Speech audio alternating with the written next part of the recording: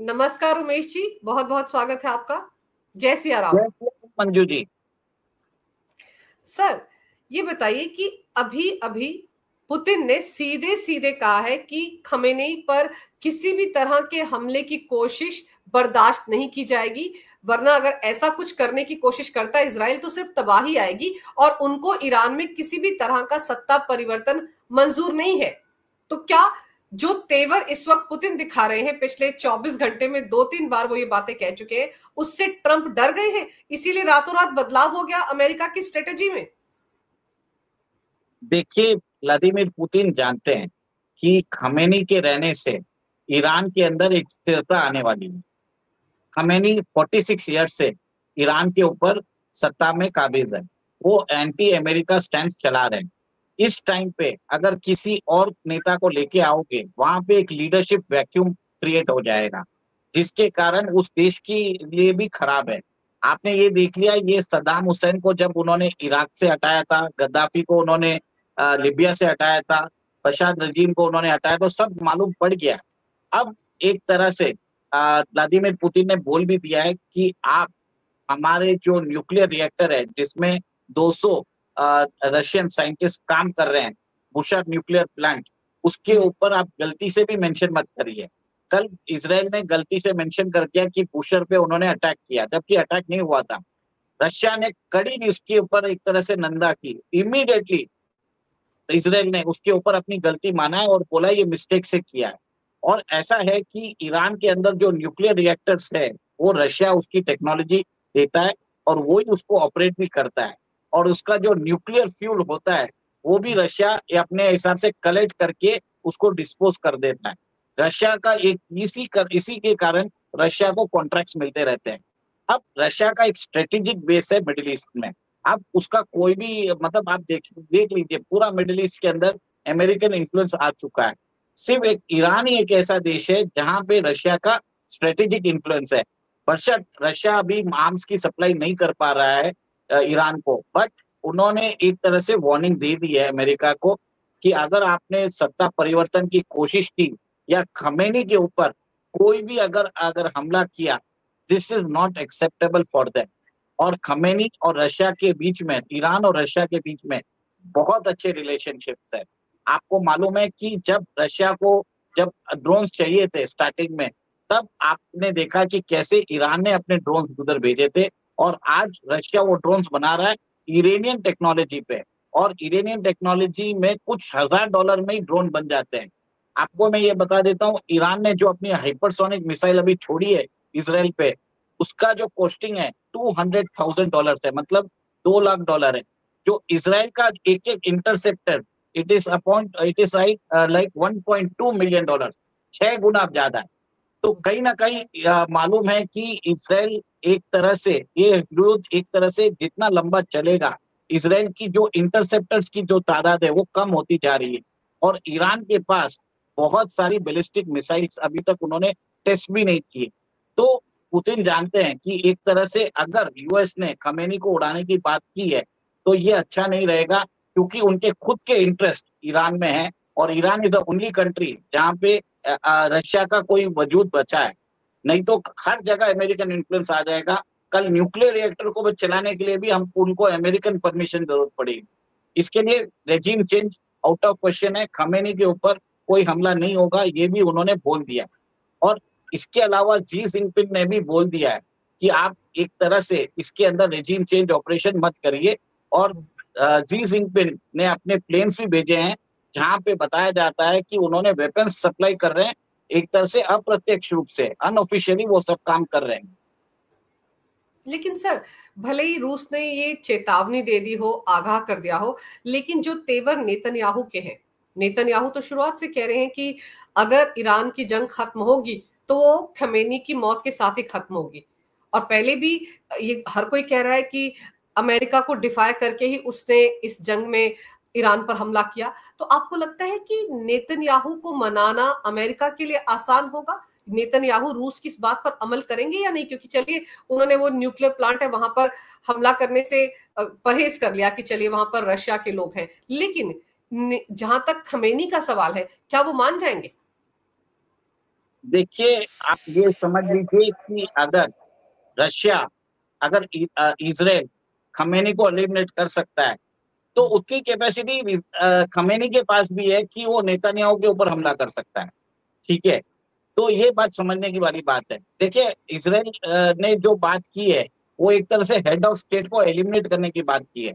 ये कोई भी नहीं आज पसंद करेगा। जैसे ईरान ने बोला था कि मैं इसराइल को मिटा दूंगा, तो आप जब कब अगर अपने इंटेंशन आप अगर आप बोलते हो, तो उसको सही तरीके से एक तरह से कंसिडर नहीं किया जाता, मतलब उसकी निंदा ही होती है। जैसे ईरान ने जब बोला कि इसराइल को हम मैप से उड़ा देंगे, तो सारे लोगों ने उसकी निंदा की। अब वही गलती बेंजामिन नेतन्याहू कर रहे हैं। वो बोल रहे हैं कि हम खमेनी को उड़ा देंगे। ये आप नहीं कर सकते हो। आप एक तरह से एक सिटिंग हेड ऑफ स्टेट को हटाने या मारने की बात नहीं कर सकते। तो ये चीज गलती दोनों लोग कर रहे हैं, और इस हिसाब से यूएस ने इसी को लेके अपना एक तरह से कल्टी मार लिया है। मेरा ये मानना है कि अब वो उसे देखना चाहता है कि सिचुएशन कैसे इवॉल्व हो, और वो चाहता है कि वो वॉर में इन्वॉल्व ना होने के लिए, पर नेतन्याहू उसको फोर्स करता जा रहा है। जैसे नेतन्याहू ने बोल दिया होगा ट्रंप को कि भैया, आप आपके प्रेसिडेंसी के अंदर अगर ईरान न्यूक्लियर वेपन अगर डेवलप कर लेता है, तो ये आपके लिए बड़ी तोहमत होगी। तो अब आपको मालूम है, ट्रंप ने उसको बोल दिया था कि अभी तो 60% ही किया है, इनको थोड़ा 2 महीने का टाइम दे देते हैं। 2 महीने का टाइम खत्म हुआ, 61st डे इसराइल ने तो बमबारी चालू कर दी। तो आप ये देखिए कि ट्रंप को एक तरह से डर भी लग रहा है कि अगर वो वॉर में अंदर जाएगा, तो अपने मागा सपोर्टर्स को क्या बोलेगा, क्योंकि उसने बोला है कि वो सारे जंग रोकना चाहता है। और अभी रिपोर्ट्स आई है, अभी रिसेंटली रिपोर्ट आई है कि यूएस का जो नेशनल डेब्ट है, वो $37 ट्रिलियन पहुंच चुका है। तो एक तरह से वो जो डेब्ट बॉम्ब है, वो आगे बढ़ता जा रहा है। ट्रंप एक तरह से कश्मकश में पड़ चुका है कि करे क्या क्या न करे। तो वो एक तरह से जब भी कोई कार्रवाई करेगा, जब तक 100 या 200% वो श्योरिटी नहीं होती है कि वो ईरान का न्यूक्लियर जो फैसिलिटीज है फोर्दो में, उसको कंप्लीटली तहस नहस कर सके, तब तक वो कोई एक्शन नहीं लेगा। इसके लिए उसने एक तरह से बोल दिया 15 दिन तक मैं कुछ नहीं करूंगा। लेकिन सर, अब ये सोचिए कि क्या ये माना जाए कि अपने बड़बोलेपन के चलते ट्रंप फंस गए हैं? अब देखिए, G7 से बड़े जोर शोर से भागे थे, बीच में छोड़कर कि मैं जा रहा हूँ सीज फायर के लिए, नहीं जा रहा हूँ, कुछ बड़ा करने जा रहा हूँ। फिर मुनीर से मिल बैठे बंद कमरे में। उसके बाद आप देखिए कि जो 9 बजे कल मीटिंग हुई है, उसके बाद ये कहा जा रहा था कि बड़ी बात होगी, कुछ बड़ा फैसला लेंगे। फैसला क्या लिया कि 15 दिन बाद हम युद्ध में कूदेंगे। तो यहाँ तो ऐसा लग रहा है जैसे कि वो बेंजामिन नेतन्याहू को धोखा देने जा रहे हैं, इजराइल को धोखा देने जा रहे हैं, क्योंकि इजराइल उनके भरोसे पर ही तो कूदा।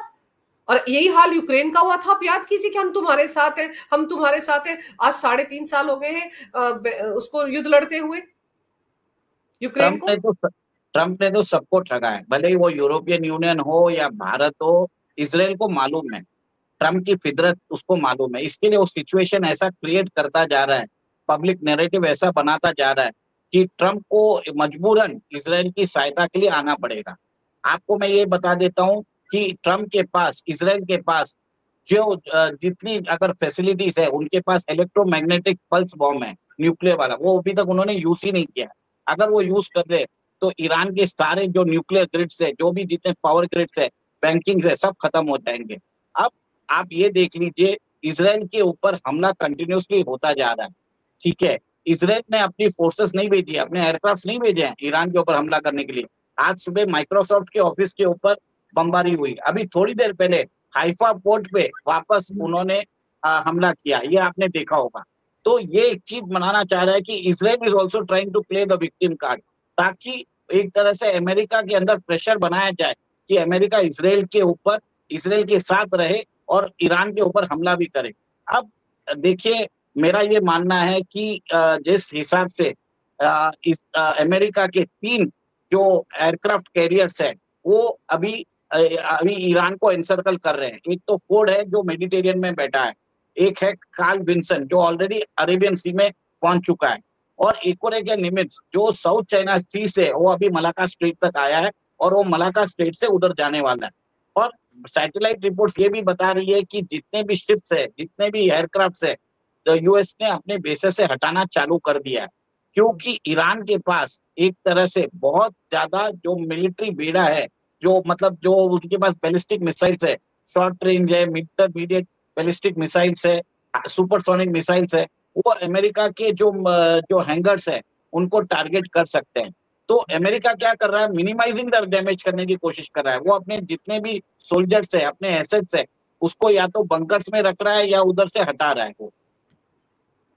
लेकिन सर, ट्रम्प जो है उनके, आपको लगता है कि उनकी अपनी पार्टी के अंदर भी उन पर कुछ प्रेशर बन रहा है? क्योंकि जब वो चुनाव लड़ रहे थे तो कहते थे कि 24 घंटे में यूक्रेन और रूस के बीच शांति करवा देंगे, और अब वो एक नए युद्ध में कूदने की तैयारी कर रहे हैं। बाइडेन पर आरोप लगाते थे कि तुमने यूक्रेन रूस का वॉर शुरू करवा दिया, पूरे कैंपेन में वो यही बोलते रहे, और अब खुद भी वही कर रहे हैं। और अमेरिकन जब जब किसी युद्ध में कूदे हैं, वापसी उनकी बड़ी मुश्किल हुई है, हार कर ही लौटे। अफगानिस्तान और इराक आप खुद ही देख लीजिए। तो आपको लगता है कि कहीं ना कहीं अमेरिका के अंदर भी एक जमात है जो प्रेशराइज कर रही है ट्रंप को कि वो ना कूदे इस वॉर में? देखिए, तुलसी गबार्ड ने खुद ही बोल दिया कि Iran is years away from developing a nuclear bomb. अब उन्होंने तुलसी गबार्ड का जो स्टेटमेंट है उसको ही दरकिनार कर दिया, उसको भी साइडलाइन कर दिया। अब एक तरह से ट्रम्प फंस चुके हैं। आपको मालूम है, 1 महीने पहले अरब के टूर पे आए थे। उन्होंने $600 बिलियन का करार किया सऊदी से, $1.2 ट्रिलियन करार किया कतर से, 1.4 ट्रिलियन करार किया यूएई से।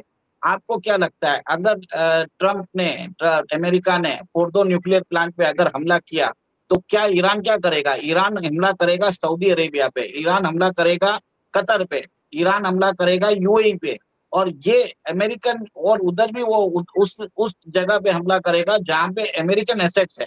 आप ये देखिए, ये सऊदी के अंदर सऊदी के फैसिलिटीज को टारगेट नहीं करेगा, सऊदी के अंदर अमेरिकन फैसिलिटीज को टारगेट करेगा, जिसके कारण अमेरिका के लोगों को प्रॉब्लम आ जाएगा। अब वही मैं बोल रहा हूँ, ट्रम्प फंस चुका है, उसको समझ में नहीं आ रहा है कि करे क्या। एक तरह से वो मतलब किसी के कारण उधर से हटा रहा है, उसको समझ में नहीं आ रहा है कि क्या करें, और बीबी उसको छोड़ेगा नहीं। बेंजामिन नेतन्याहू ने जिस हिसाब से ट्रम्प को जाल में फंसा है, उसको मालूम है कि ये अपनी बात से फिर सकता है। तो उसने बेंजामिन नेतन्याहू ने अभी क्या देखा है, आपने देखा होगा कि कोई भी जवाबी कार्रवाई नहीं कर रहा है। इसराइल के कल स्टॉक एक्सचेंज को उड़ाया उन्होंने, इसराइल की जो रिसर्च इंस्टीट्यूट है उसको उड़ा दिया, वहां पे मेडिकल हॉस्पिटल को उड़ाया, और अभी हाइफा पोर्ट के अंदर भी उन्होंने हमला किया है। तो कहीं ना कहीं इसराइल भी बता रहा है कि मैं भी विक्टिम हूँ। जब इसराइल चाहता है तो काउंटर स्ट्राइक कर सकता है ईरान के ऊपर, पर वो नहीं कर रहा है 2 दिन के। ये बात भी देखिए, ये गौर करने वाली बात है। सर, 15 दिन का टाइम तो ले लिया, आपको लगता है 15 दिन के अंदर कोई सीज फायर की, समझौते की कहीं कोई गुंजाइश है? क्योंकि पल पल ट्रंप के बयान भी बदल रहे हैं। अभी कुछ घंटे पहले ट्रंप ने कहा था कि ईरान हमें कांटेक्ट कर रहा है कि सीज फायर हो जाए, समझौता हो जाए, लेकिन अभी ईरान के एक ऑफिशियल ने कहा कि नहीं, हमारी कोई बात नहीं, हमें तो अमेरिका कांटेक्ट कर रहा है कि हम सीज फायर के लिए तैयार हो जाए, हमें करना ही नहीं है। तो बहुत सारी बातों में तो ट्रंप ही झूठे साबित हो रहे हैं। और मुनीर के साथ मुलाकात के बाद कैसे उन्होंने फिर से राग अलापा कि मैंने ही भारत और पाकिस्तान के बीच में समझौता कराया और उनको नोबेल पीस प्राइज मिलना चाहिए। तो अगर उनको नोबेल पीस प्राइज का इतना ही शौक है सर, तो फिर यूक्रेन और रशिया के बीच अब तो 4-5 महीने हो गए उनको प्रेसिडेंट बने हुए, उस वॉर को क्यों नहीं रुकवा लिया उनको? तो ट्रंप तो अपना मजाक ही उड़वा रहे हैं सर इस पूरे प्रकरण में। देखिए, ट्रम्प को मालूम है कि उनका ये सेकेंड टर्म है, ठीक है, वापस उनको जनता के पास कोई वोट लेने जाना नहीं है, और उनको ये भी मालूम है कि अगले बार डेमोक्रेट्स ही आने वाली। तो वो अपनी मनमानी कर रहे हैं, वो एक तरह से जो चाहे वो करना चाहे वो कर रहे हैं। अपने ही स्टेटमेंट्स को वो स्टेटमेंट भी दे रहे हैं, फिर उसको वापस एक तरह से वो चिकन आउट भी हो रहे हैं। तो एक कॉमन फ्रेज होता है कि ट्रम्प अपनी बातों से फिर भी करते हैं, उसका कोई भरोसा नहीं है। और ये हमने देख लिया कि जैसे टैरिफ वॉर पे उन्होंने जिस हिसाब से उन्होंने चाइना से समझौता किया है, तो सबको मालूम है कि ट्रम्प की बातों को कोई सीरियसली नहीं लेना चाहता। और अब ऐसा है कि उनके देश के अंदर आपने देखा है कि स्टीव बैनन हो या कोई भी हो, उनके जो पार्टी के जो तुलसी गबार्ड, जो उनकी जो चीफ है, एनआईए की चीफ है, उसको भी उन्होंने दरकिनार कर दिया।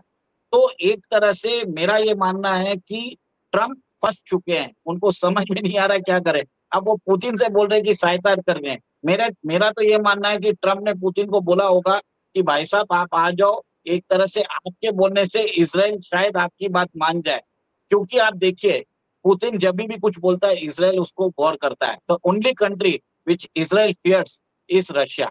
और एक तरह से कल जब बुशर के ऊपर जब उन्होंने स्ट्रॉन्ग प्रतिक्रिया दी इसराइल ने इमीडिएटली बोल दिया हमने मिस्टेक किया। तो कहीं ना कहीं मेरा ये मानना है कि पुतिन अभी अपना बताएंगे, जोर बताएंगे, और he is the only person जो वो एक तरह से दोनों के बीच में मध्यस्थता कर सकते हैं। बट एक चीज है कि जो मेरा ये मानना है कि ईरान के जो न्यूक्लियर फैसिलिटी है फोर्दो को, उसको कैसे भी उड़ाना पड़ेगा ट्रम्प को। उनके पास कोई चॉइस है नहीं।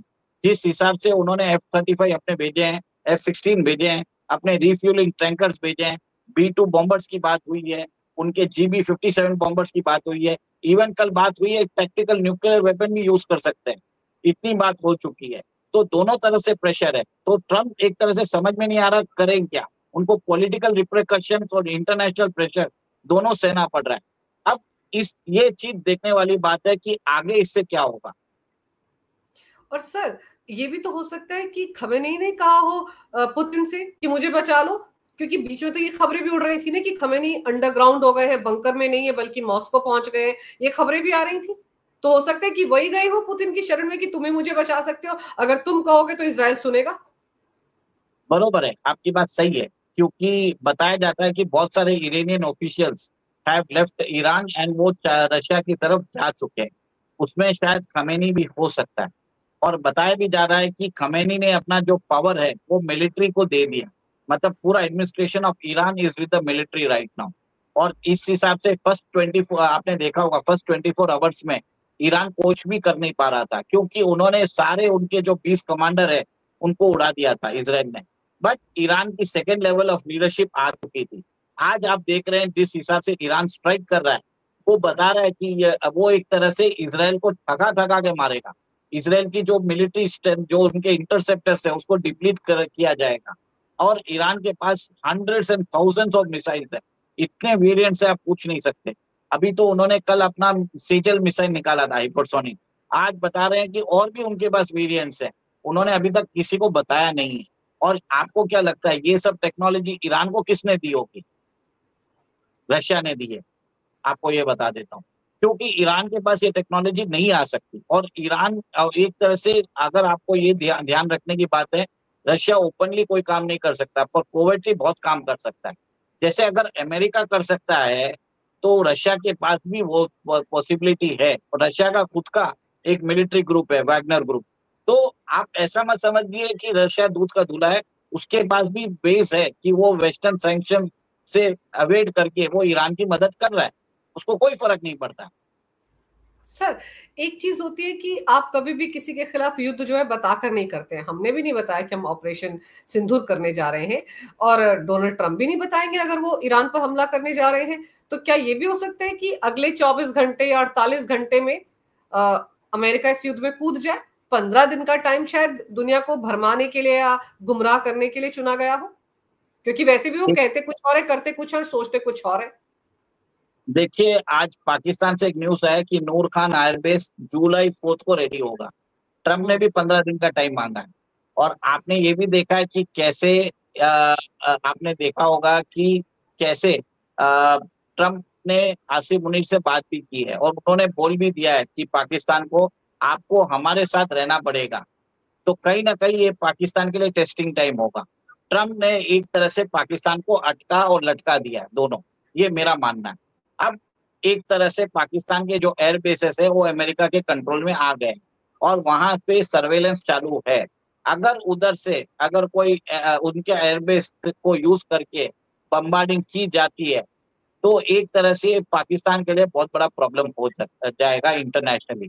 क्योंकि ग्लोबल उम्मा में उनको एक तरह से, आप एक चीज नोट कर लीजिए, पाकिस्तान ने अपने आप को बताया कि उसका जो न्यूक्लियर बॉम्ब है इस्लामिक बॉम्ब है। और जिस हिसाब से उन्होंने डिनाई कर दिया कि हमने कोई सहायता ऑफर ही नहीं की है, और अपना एयर बेसिस अगर वो दे देता है, तो उसका ग्लोबल उम्मा में बहिष्कार भी हो सकता है। क्योंकि कोई, आपने ये भी देखा होगा कि जॉर्डन है, सऊदी अरेबिया है, भले ही वो यूएस के एलाइज है, उन्होंने अपने एयरबेसेस अलाउ नहीं किया कि वहां से आप उड़ान भर के आप ईरान के ऊपर हमला करें। ये उन्होंने भी नहीं किया। पाकिस्तान ने अगर ये किया तो पाकिस्तान के लिए बहुत बड़ा प्रॉब्लम आ सकता है। ये मेरा सोच है। आपका सोच बिल्कुल सही है सर, क्योंकि ऐसे में तो फिर पाकिस्तान को ना ईरान जीने देगा ना चाइना जीने देगा। अभी तक तो आप सोचो ना कि पाकिस्तान कितनी मदद चाइना से भी लेता है, और अगर अब पाकिस्तान यूएस के क्लोज जा रहा है बहुत सारे फंड्स के लिए, तो फिर वो आगे चलकर फंसेगा। लेकिन इस पूरे प्रकरण में आपको भारत कहाँ दिखता है? क्या भारत भी कोई भूमिका निभा सकता है इतने सारे घमासान को रोकने के लिए? क्योंकि आपको याद होगा नेतन्याहू ने सबसे पहले जब हमला किया था तो फोन पीएम मोदी को ही किया था। देखिए, नेतन्याहू तो मोदी जी से टिप्स ले रहे होंगे कि मैं इस ट्रम्प को कैसे कैद में रखूं, कैसे उसको बचने ना दूं। तो मेरे हिसाब से तो, और आपने देखा कि जब मोदी जी मैक्रोन से मिले तब उन्होंने ट्रम्प के ऊपर एक तरह से कटाक्ष ही किया, क्या ट्विटर पे आजकल बहुत फाइटिंग कर रहे हो, और दोनों जिस हिसाब से हंसने लगे, तो आपने ये देखा कि जो उनकी जो मित्रता है मैक्रोन के साथ, बीबी के साथ भी मोदी जी की वैसी मित्रता है। तो अगर उन्होंने मोदी जी को बताया है, तो मतलब आप सोच लीजिए इजराइल भारत को कितना ट्रस्ट करता है, और उनको मालूम है कि ट्रम्प उनको दगा दे सकता है। तो भारत से पूछा होगा कि मोदी जी का क्या मेरा ये प्लान है, ये आगे जाके इस ट्रम्प को कैसे मैं अपने चुंगल में रखूं। तो मोदी जी ने भी बताया होगा कि आप उसको ऐसे करिए। और एक तरह से मोदी जी ने ये भी बोला होगा कि खमेनी को ना नुकसान ना पहुंचाए, ये शायद मोदी जी ने भी बोला हो सकता है, ये मेरा मानना है। नहीं तो इसराइल ने तो बोल ही दिया था कि हमको मालूम था खमेनी कहाँ है। तो कहीं ना कहीं भारत ने एक तरह से ढिंडोरा नहीं पीटा है, पर भारत की बात सबको मालूम है कि भारत का दोनों जगह इंटरेस्ट है। भारत का इकोनॉमिक इंटरेस्ट है ईरान के साथ, डिफेंस इंटरेस्ट है इसराइल के साथ, और एक तरह से दोनों भारत की बात मान रहे हैं। हाइफा पोर्ट पे बमबारी हो रही है, पर किसी ने अदानी के पोर्ट पे हमला नहीं किया है। और आपने देखा है कि कैसे जो स्टूडेंट्स है वो भारत वापस आ रहे हैं, ईरान ने भारत को अलाउ किया है। तो दोनों जगह बात आप देख लीजिए, ये हो रहा है। और इसराइल ने भी छाबार पोर्ट पे हमला नहीं किया, ये देख लीजिए। तो भारत का इंटरेस्ट हर जगह, दोनों जगह है। This is the power of diplomacy of India, ये मैं समझता हूँ। बिल्कुल सही कह रहे हैं आप सर, यही मोदी का जादू है कि आप देखिए आज रात को भी 11 बजे के आसपास बताया जा रहा है कि 1 घंटे के लिए शेलिंग रुकेगी और तब हमारे जो स्टूडेंट्स हैं वो सही सलामत बॉर्डर क्रॉस कर पाएंगे। और देखते हैं सर अगले 24 घंटे में क्या होता है। वैसे भी बड़े अनप्रिडिक्टेबल है ट्रम्प, क्या पता रात को उठ के कहें कि चलो एक हमला करके आ जाते हैं। अब फंस तो गए हैं, लेकिन आप सही कह रहे हैं कि बच नहीं पाएंगे। जिस तरह से यूक्रेन को अकेला छोड़ दिया था अमेरिका ने, वैसा वो कम से कम इजराइल के मामले में नहीं कर पाएंगे, क्योंकि इजराइल के साथ अमेरिका के सीधे सीधे रिश्ते भी जुड़े हैं, स्ट्रेटेजिक पार्टनरशिप जुड़ी है। पूरे मिडल ईस्ट को काबू में करने के लिए उनको जरूरी है इजराइल का साथ, इसलिए उसको अकेले नहीं छोड़ पाएंगे। और आप सही कह रहे हैं ट्रम्प फंस गए हैं, अब देखते हैं कि उनका अगला स्टेप क्या होता है। उमेश जी, आपने इस विषय पर बड़े विस्तार से बड़ी अहम जानकारी मेरे दर्शकों को दी, आपका बहुत बहुत धन्यवाद। नमस्कार, भारत माता की जय हो, वंदे मातरम, जय सिया राम। जय सिया राम मंजू जी।